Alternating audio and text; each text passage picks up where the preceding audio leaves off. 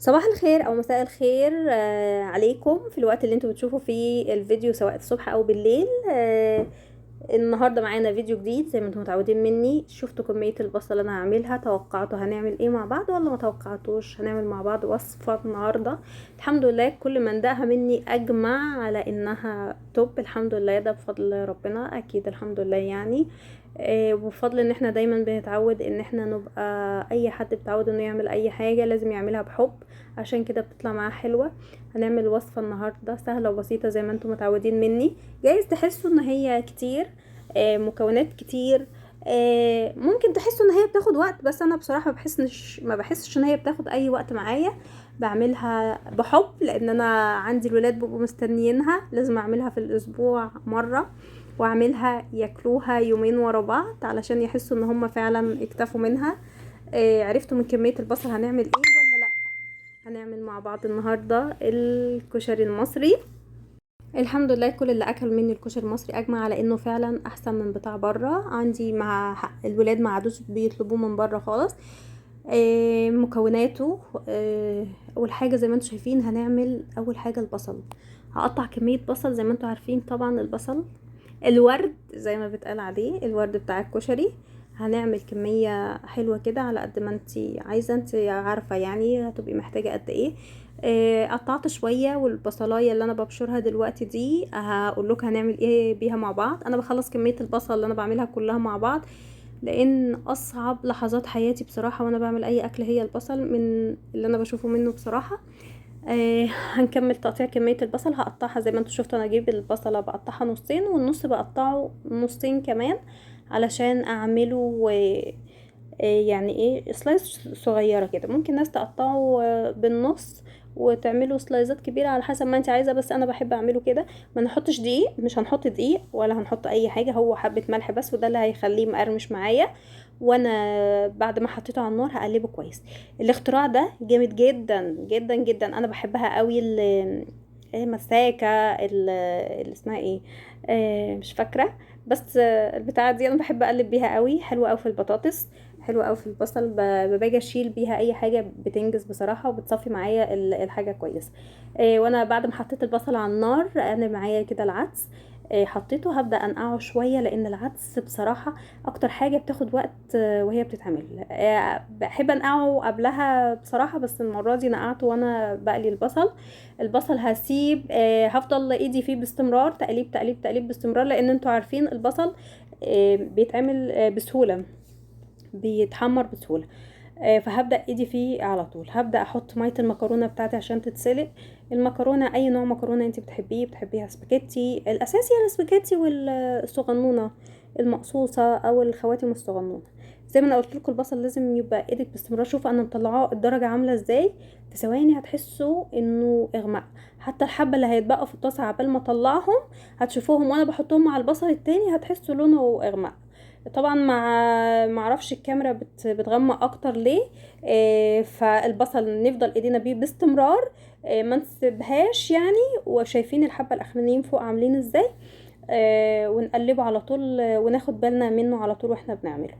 بعد ما عملنا البصل بتاعي وعملت المكرونه، شايفين انا بوريكم هنا هو مقرمش، ما طريش، ما عجنش على بعضه. ليه؟ عشان حبة الملح اللي احنا حطيناهم مع بعض. نكمل بقى، ندخل على تكملة باقي الوصفات. الزيت. هتقولوا لي عملت البصل اول حاجة. اول حاجة انا عملت البصل عشان اخلص منه طبعا، علشان اعرف اكمل يومي بعد كده، وفي نفس الوقت عشان كمية الزيت اللي انا هقلي فيها البصل طبعا انا بقلي بكمية كبيرة عشان استهلكها بعد كده في عمايل الرز، والزيت اللي هيتحط في المكرونة، في الصلصة، في الحاجات دي كلها. يلا نقول العدس بتاعنا عملناه ازاي. حطيت معلقتين زيت من اللي كان معايا. انا بحب اشوح العدس بتاعي شويه في الزيت، اديله تشويحه كده يتغلف بالماده الدهنيه، وبعدين اقلبه كويس وانزل عليه ملح، فلفل اسمر، كمون، كزبره، واقلبه كويس.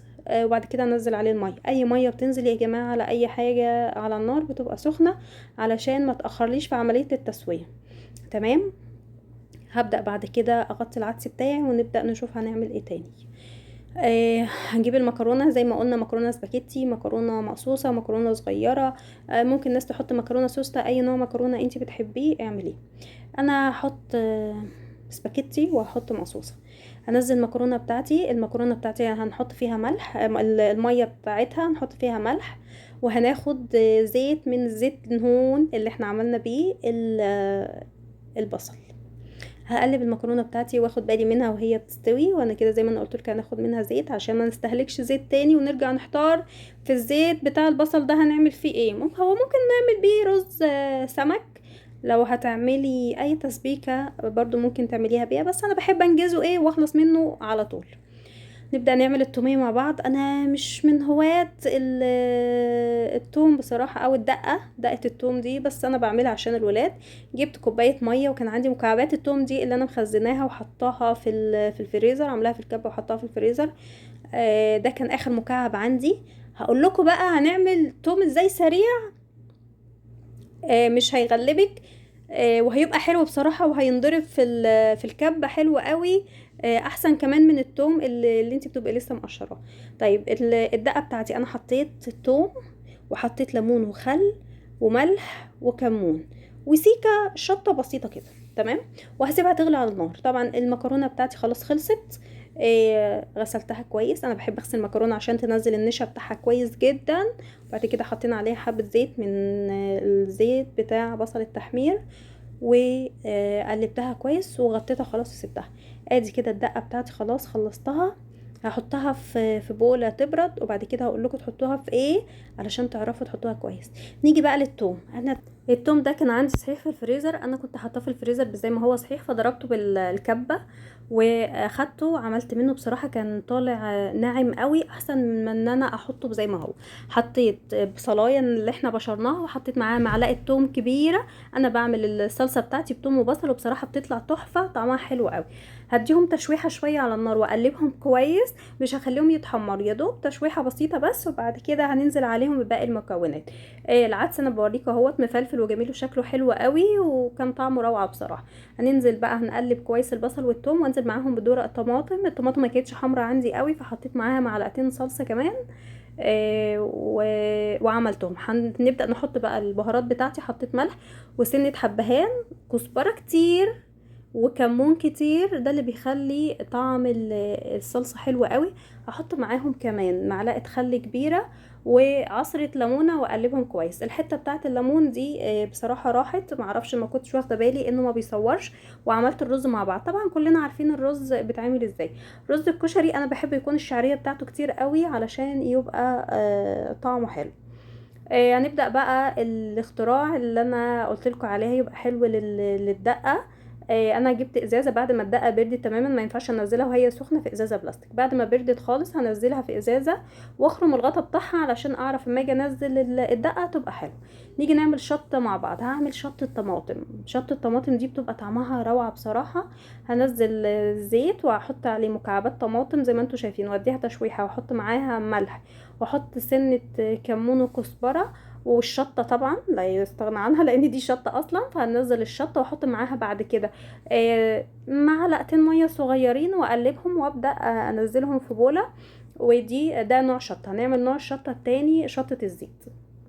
شطه الزيت ما انتوا عارفين، هنجيب الزيت ونقدحه كويس على النار، وبعد كده هننزل عليه الشطه ونقلبه شويه، وبعدين نحط عليه معلقه او كبشه صلصه، وبعد كده ننزله. طبعا الشطه الاولانيه فيها كميه طماطم كتير، فهتبقى هاديه شويه عن الشطه اللي احنا بنعملها دلوقتي، لان الشطه اللي بنعملها دلوقتي زيت مقدوح والشطه. فادي كده نوعين الشطه اللي احنا عملناهم. نبدا بقى نشوف الشكل. الاكل تحفه بصراحه. عملنا العدس مع بعض، وعملنا الرز، المكرونه، الصلصه. كان عندي حمص، كنت عامله ترمس حمص مع بعض، فاخدت منهم حبه حمص للزوم الكشري يعني. نبدا نغرف طبق مع بعض. انا بحب اغرف طبقه مكرونه، وبعدين طبقه رز، وطبقه مكرونه تانية، وبحط العدس. وبعد كده نحط بقى الصلصه، كاننا بقى احنا هنغرف للولاد زي ما بياكلوه بره. يبقى طبق جاهز. في ناس ممكن تغرف السرافيس للمكونات كلها وهم يغرفوا على السفرة، بس انا بحب بصراحة اغرف الطبق كله. بجد شكل الكشري اتجنن، والحمد لله الحمد لله كل داق الكشري اجمع على انه بصراحه احسن من بره. واعمليه في البيت احسن من بره بكتير، وهيبقى طعمه حلو. انت عارفه الحاجه نظيفه، خاصه غسل الطماطم والبصل والحاجات دي بره بيبقى عامل ازاي، الله اعلم. ربنا يحفظنا كلنا. في نهايه الفيديو اقول ما تنسونيش فلايك كتير وشير كتير عشان يستفاد منه اكبر عدد ممكن. يا رب اكون اقدر افيدكم واساعدكم، وكل ما هو جديد ومميز معايا شيف نجوى الحوت. والسلام عليكم ورحمه الله وبركاته.